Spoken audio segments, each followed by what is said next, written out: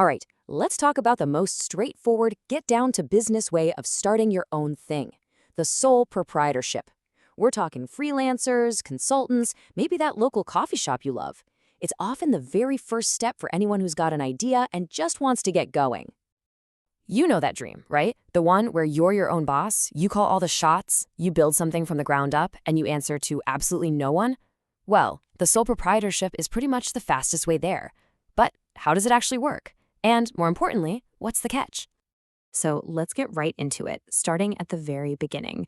Probably the most attractive thing about this whole setup is just how unbelievably easy it is to get off the ground. And no, I'm not kidding. That's pretty much it. You don't have to file a ton of complicated paperwork or navigate a maze of legal requirements. Sure, you might need a specific license for your industry, but for the most part, you can just begin. And here's the thing, this simplicity, it goes both ways. Just like there's no big legal song and dance to get started, there isn't one to stop either. If things don't pan out, you can close up shop just as easily as you opened. Okay, now for the fun part. The part that gets so many people excited to go out on their own, being the one in charge. This is where the sole proprietorship really shines, with total freedom and, of course, the financial rewards. Just think about what this really means. You have absolute control. No board of directors, no business partners you have to convince. You want to change the company logo tomorrow? Go for it. You want to launch a wild new product? It's your call. It is your vision, your way, on your schedule. But, and this is a big but, with all that power comes a huge trade-off. You carry all of the risk. If the business goes under, that's on you. The flip side, though, you get all of the profit.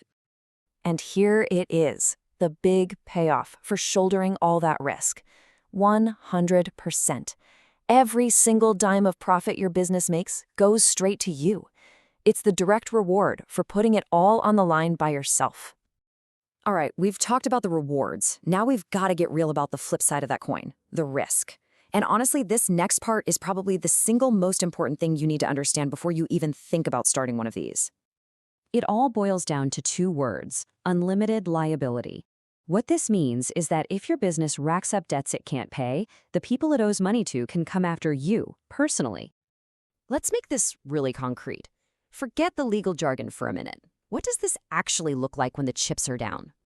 Take a look at this example from our source material. So, this dry cleaning business runs into trouble. It owes $80,000, right? But all of its stuff, the machines, the delivery van, it's only worth $60,000. You see the problem? There's a $20,000 gap. The business can't cover it, so where is that money going to come from? Well, it comes from the owner. That $20,000 shortfall has to be paid from their personal funds. And let's be totally clear what that means.